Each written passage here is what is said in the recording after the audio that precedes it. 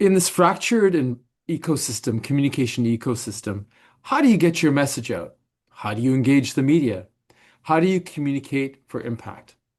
I'm Dr. Keith Martin, the Executive Director of the Consortium of Universities for Global Health, and welcome to this, our Global Health Leader Series. And today we have the perfect person to answer those and other questions. Diana Swain is one of Canada's leading journalists. She has operated in radio, in television. She has led and been the anchor of Canada's top national news television program called The National. She has worked in radio. She's even actually anchored and being able to provide coverage across Canada on the Olympics and many other important areas. She is the top leading investigative reporter who led multiple investigative reporting programs for the CBC. And it's a welcome. It's a wonderful to see you, Diana, and thank you very much for joining us today. Thank you for the invitation. It's nice to see you, Keith. So the first thing, of course, is everybody wants to know, of course, is why did you become a journalist, if I may ask that? Oh, I became a journalist in part because there was a bit of family history there. Though I hadn't really been exposed to it because I was very young. My grandmother ran a radio station and television station in northern Manitoba in the 50s and 60s, really at the front end of television. My father was a sportscaster who then moved into news. So, in some ways, there was a genealogical arc that said I would go in that direction. But really, it was partly because I loved to write. I loved it. And I thought, is there a way that I can actually work that into a job that would pay me? And what's interesting is that I was comfortable speaking, public speaking in a school sense, but I was actually quite shy. And so the notion of being on TV was, no, I'm not doing that. I'll do radio. I'll work in a newspaper. And yet the jobs that came to me early in my career actually involved television. And one thing led to another, and that was 40 years ago. Well, if I may shed a personal note, a touching note, they said you co-chaired and you co-anchored with your dad, Brian. I did. Yes, which is, I mean, it's such an unusual thing. And what the added context to it is that my parents divorced when I was very young, and I was raised by my mom. So I was obviously in touch with my dad, but didn't grow up with him. And I wasn't really exposed to him on television because we lived half a country away. And so I end up in the same field of work. And my father's co-anchor had left the job. And he said to me, why don't you apply for the job as my co-anchor?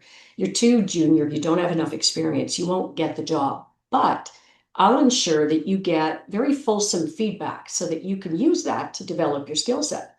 And in fact, I did not get the job. Someone else did, but they only lasted about a month. And they reached out to me afterward and said, you're number two. And of course, we see tremendous promotional value in Swain and Swain. And so my father and I co-anchored together for 2 years. Wow. And it was, I mean, a tremendous opportunity on the one hand, because my father passed away only a few years after that from an illness that we didn't know at the time that he had. So as I reflect on it now, it was an extraordinary opportunity to work with him and get to know him better than I did. But as a way of managing family baggage, I wouldn't necessarily recommend it. Well, it was quite a touching duo to be sure. But you've seen so much as you've described. You've been a journalist for more than 3.5 decades, so you've seen a lot of how it's changed. So for our audience, maybe you could just share with us, Diana, a little bit about what is the media ecosystem today, what drives it, what's powering it, what are its interests? I mean, I think that, at the core of it, people who get into journalism enjoy, quite honestly, enjoy being on the front lines of things, enjoy getting to ask their questions, to answer their curiosity. And as a reporter, I really saw my role as asking questions on behalf of everybody else through the day who was busy running their lives. And then at the end of the day, I would technically report back to them. Here's what I learned. Here's what I learned about this policy decision. Here's what I learned about this accident, this natural disaster, this political development. And at the core of it, I think journalism is still that. Where I think journalism writ large has struggled is that journalism moved from here's information you should know.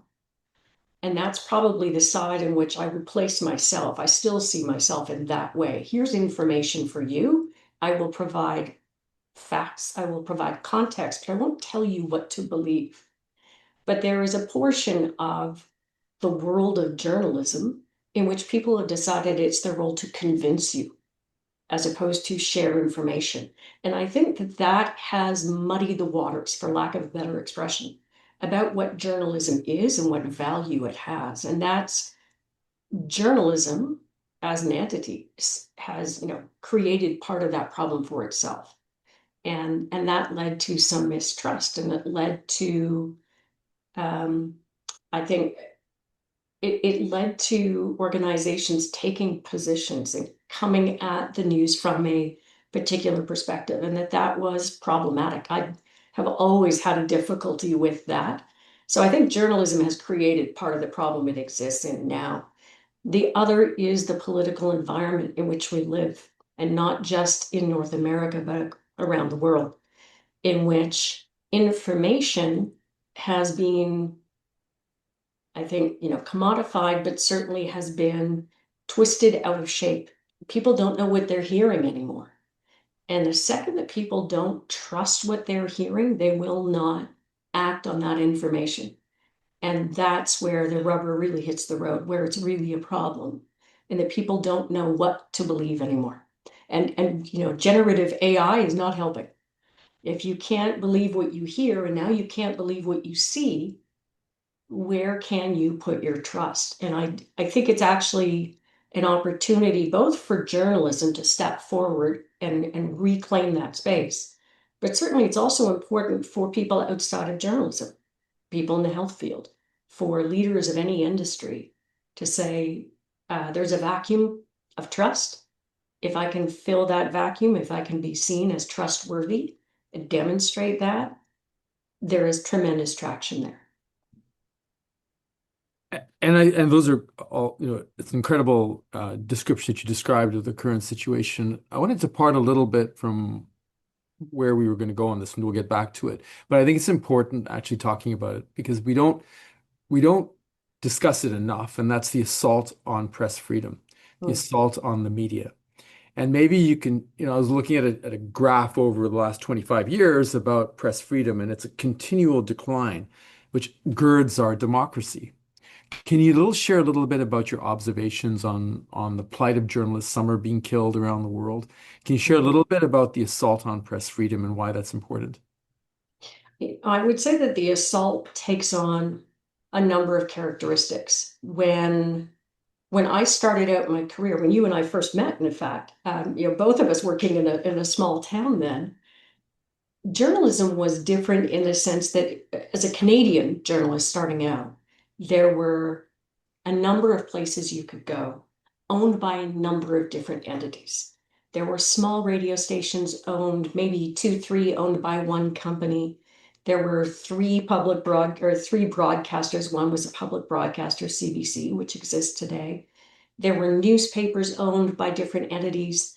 And so there wasn't this concentration of ownership. And in part, that contributed to press freedom.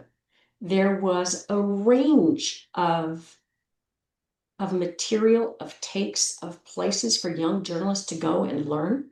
And the concentration has, I think, in some ways minimized press freedom because we're really hearing journalism coming from a small number of groups now.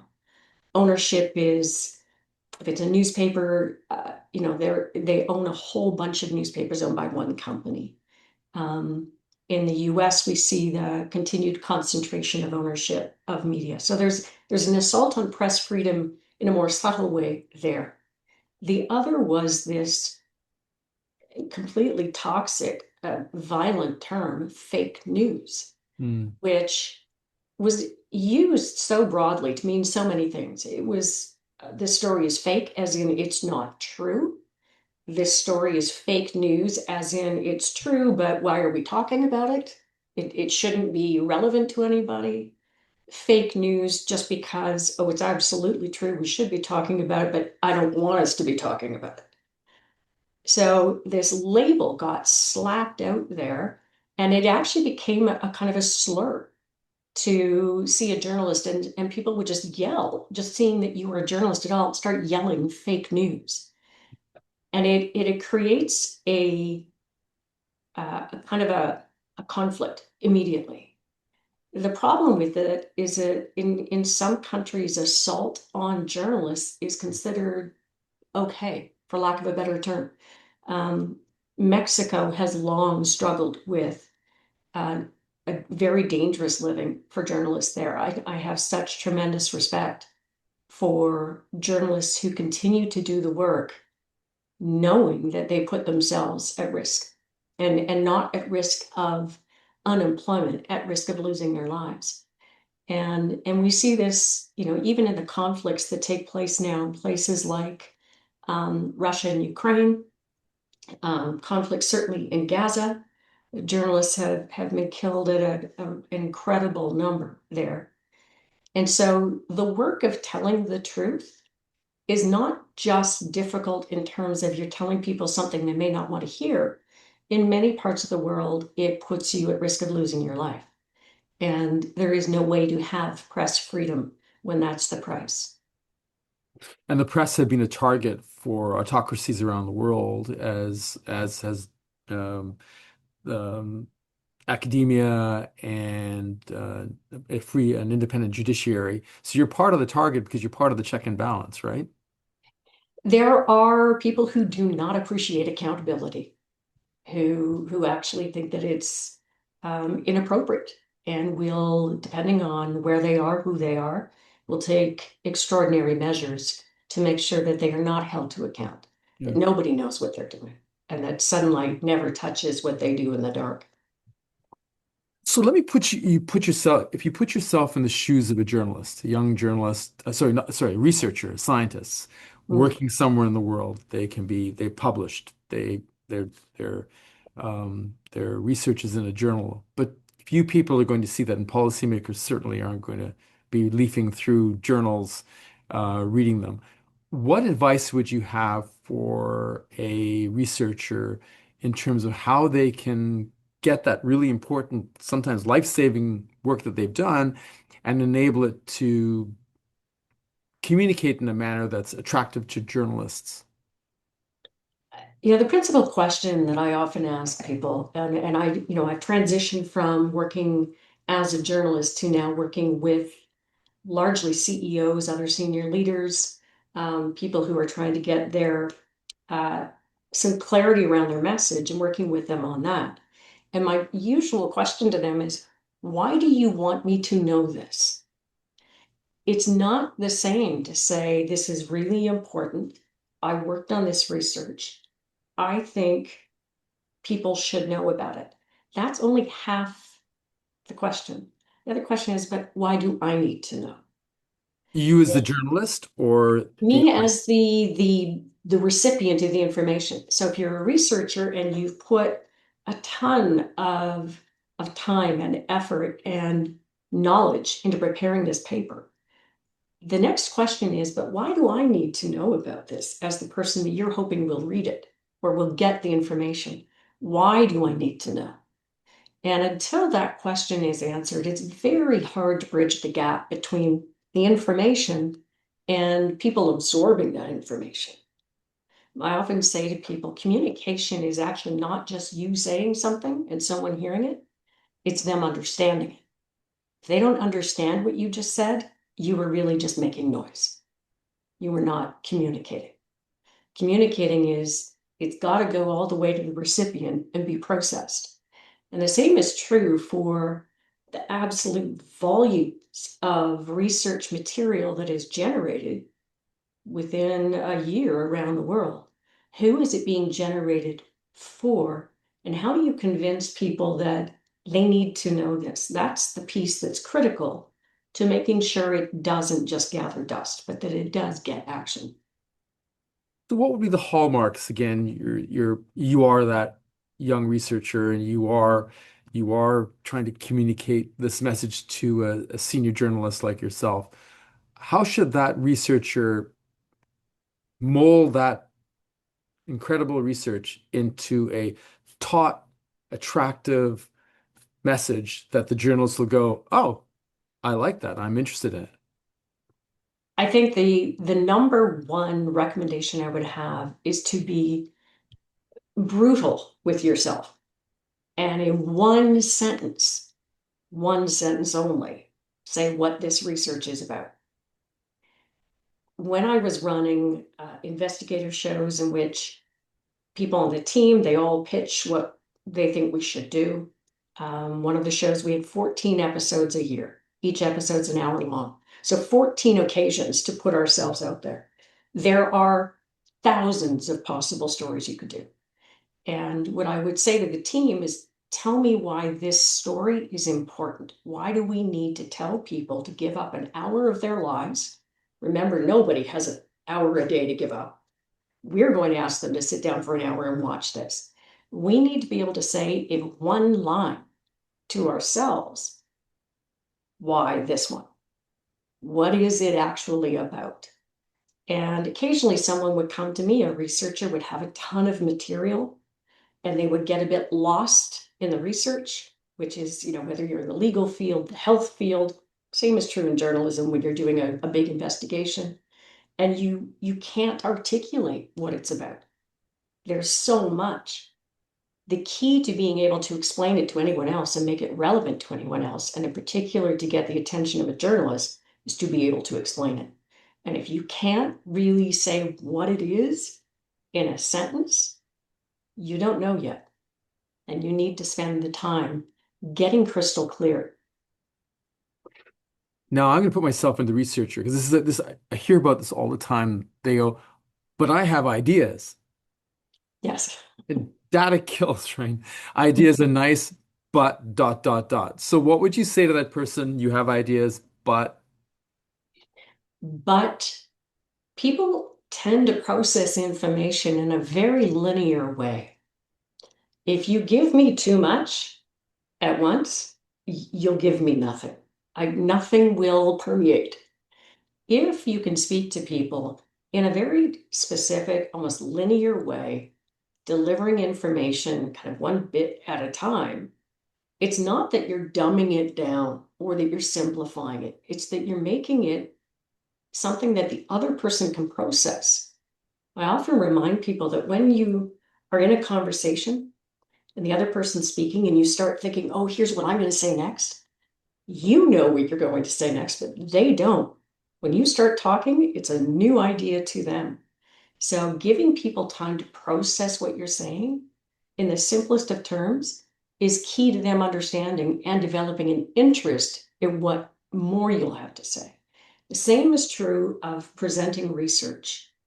Even if you've spent a tremendous amount of time on it, what did you come up with is what is going to attract people to want to know more. Okay, how did you determine that? All right, how many people were involved in this study? Why was it important? How might it be applied? What needs to happen for this research to move forward? All of those things are important, but that part of the conversation doesn't happen until you start with why should I care about this? What is it? so tell me Diana, about the importance of storytelling and visuals, if you could. Because some of our folks, there's an understandable response to, oh, we're going to deal with issue X, so I'm going to write an op-ed piece. Mm. That's fine, but tell us the importance of the power of a visual representation and the power of telling a story. Many people, when they are speaking, and I'm speaking well outside the frame of journalists, I'm talking about just all of us as human beings, visualize what they're thinking about as they say it. It's a necessary part of how they process. It's not unlike people who will say, oh, I smelled this scent the other day, and it reminded me of when I was 8 years Mm. old on my bike, and we would get to go to the corner store and get this bubble gum, and it smelled just like that. Those kinds of extra senses, extra references make something more meaningful to us, and they give us a kind of a framing. People can paint a picture with words, but if you don't have to let them come up with it themselves and you can show them what you mean, and you can use sound to further enhance what you mean, it actually enhances clarity. So there's less confusion about what you meant by the words alone. But you add in all the pieces that help to tell the story of what you intend to share. And so all of those aspects can add a lot to what the person is hearing and processing. And this is where the disconnect often happens. Someone will put together a presentation. If I'm working with a client, I look at their presentation and it's filled with all of the things they're excited about. Oh, we determined this, or if it's an industry, we hit this KPI. We bought these companies. They're excited about all the things they did, forgetting that it's not about them, it's about who they're telling this to. What is that person going to be interested in? What framing will make sense to them? If you want it to be impactful, you have to be thinking the entire time about the recipient, not what's interesting to you. So those are, such important points. And I want to dig a little bit deeper. Um, in terms of some of our folks will go, oh, I put this idea out there. I'm done now.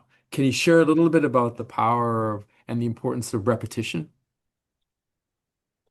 Repetition is valuable because it does a couple of things. It reinforces any particular thought or message just because you hear it more often.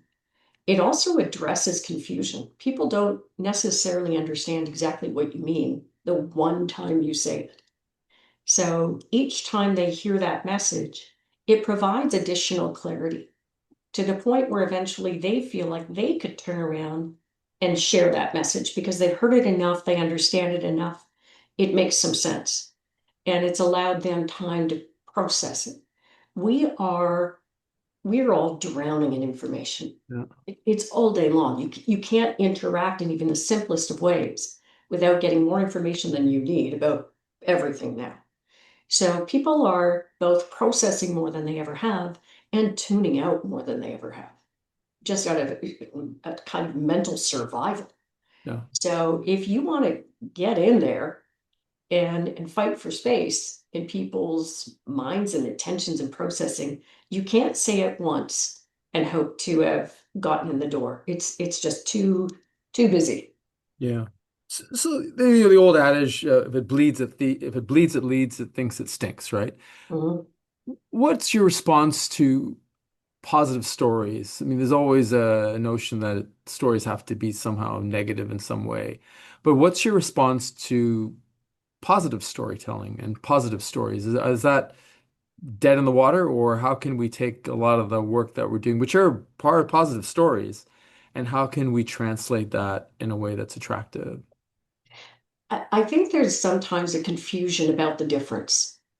A positive story could be, we have studied a particular treatment for a particular disease, and we think we've made progress. It's a positive story.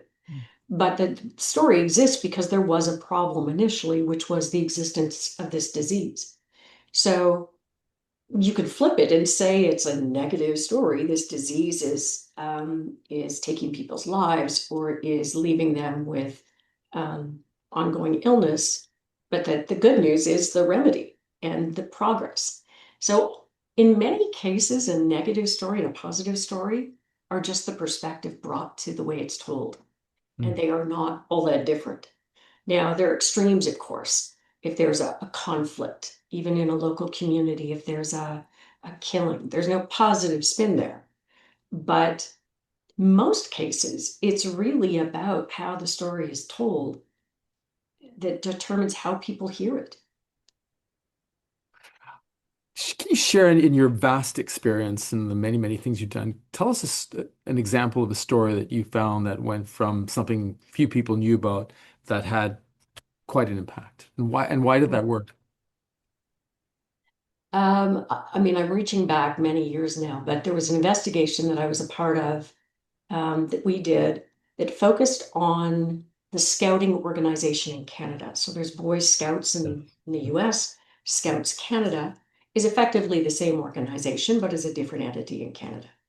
And we were curious about how they were handling any allegations of sexual abuse because it had become a huge issue in the United States, led by a particular case there, where it was made clear that allegations had not been communicated to police, not to family, that there was reputation protection was what drove the response. And so we asked Scouts Canada, how did you manage it? And long story short, after we did two different 1 hour investigations, they undertook their own internal investigation, effectively said at one point, oh, there's nothing, we have nothing, we've never had a complaint, which was kind of absurd given they've been around for 100 years.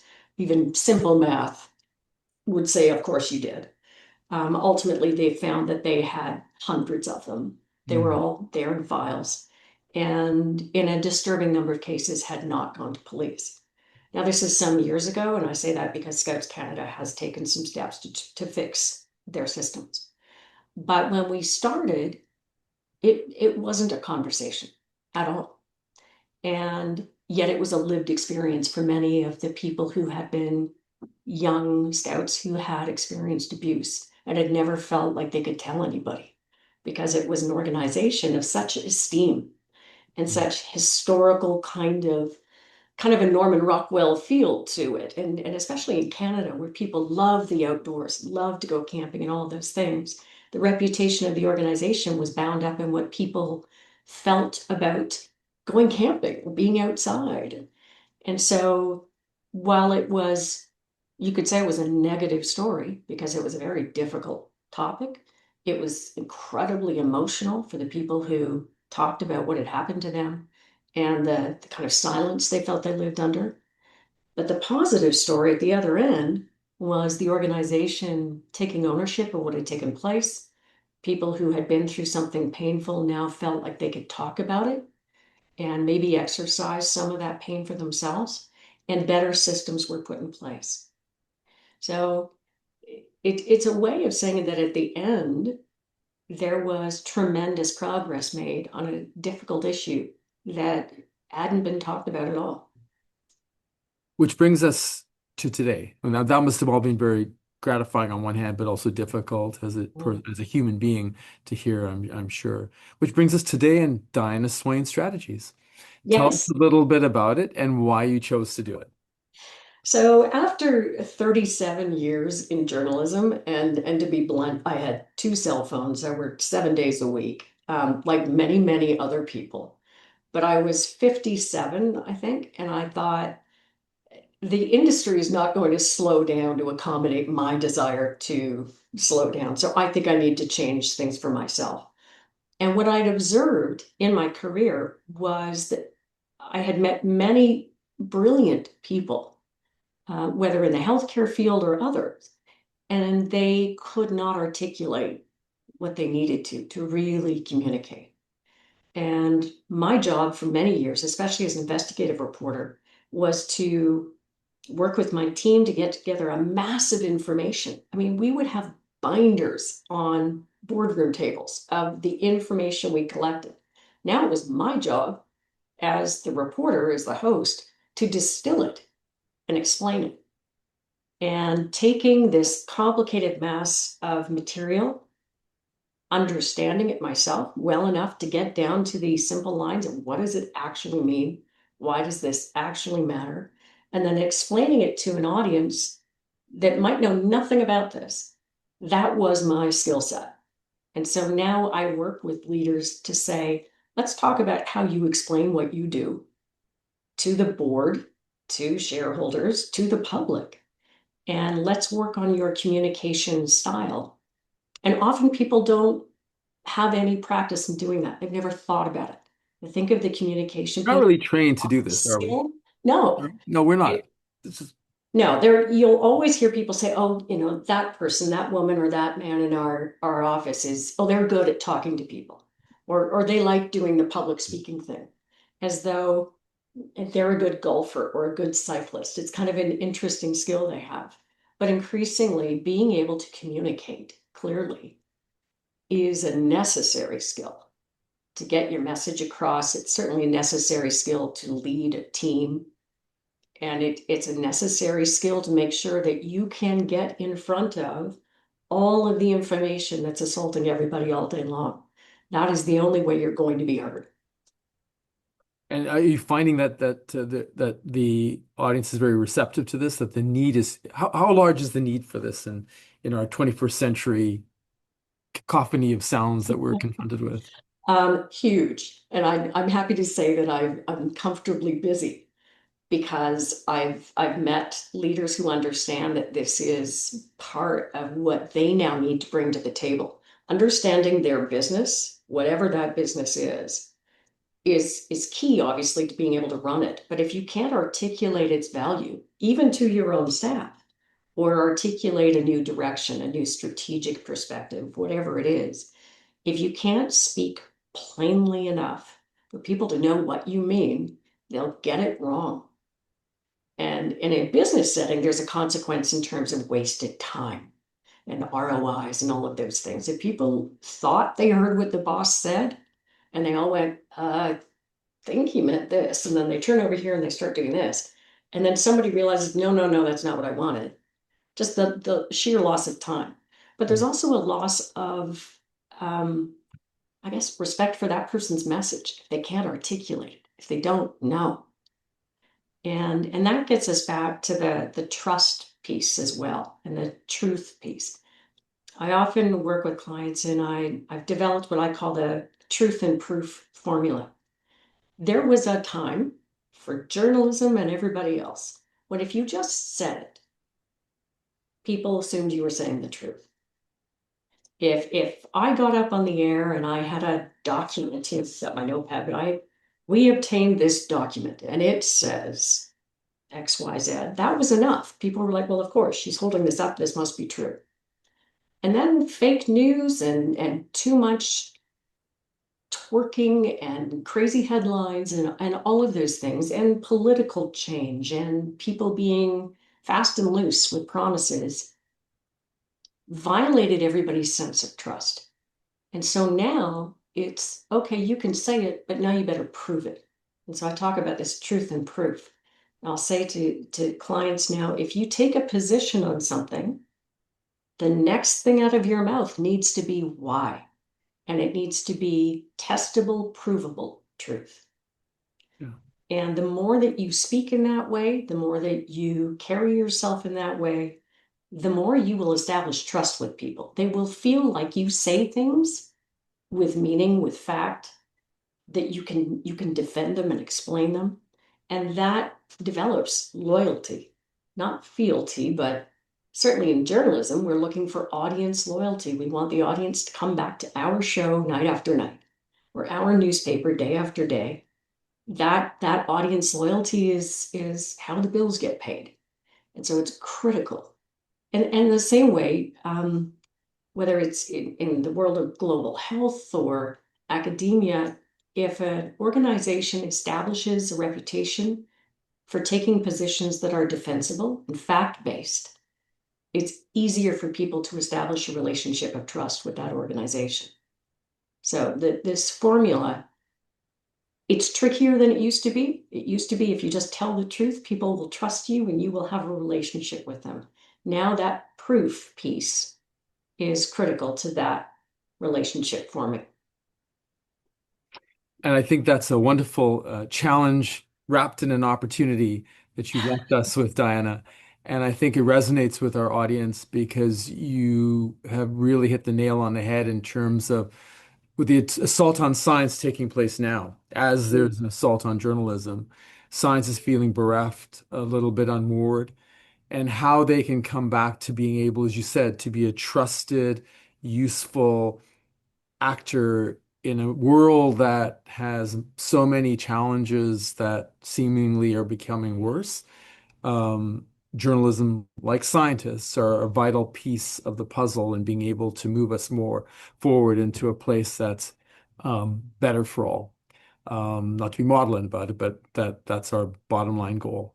I would say that, in that journalism and science actually have the same need and value in society writ large. Journalism, to me, that its real value, it's a cornerstone of democracy because people make good decisions when they have good information. And the same is true in the existence of science in our society. That's where we can get good information to make good decisions. And so they're both so necessary to a thriving society. And without either one of those, I think we're in danger. I think that's you've given us a great challenge, Diana Swain, and I hope people look at Diana Swain's strategies and I wish you all the very best of luck. And on behalf of all of us at CUGH, thank you very much for being our guest on our leader interview series. You provided our audience with a what and a how and a why in terms of communication, and you've given us paths forward that I think anybody can take forward in their own lives, whether they're communicating one-on-one or to a much larger audience, and be able to do so for impact. So, on behalf of all of us at CUGH, thank you very much, Diana, for your time. And big thanks to Ian Vasco for producing this. And we look forward to seeing you next time on CUGH's Leader Series. Thank you.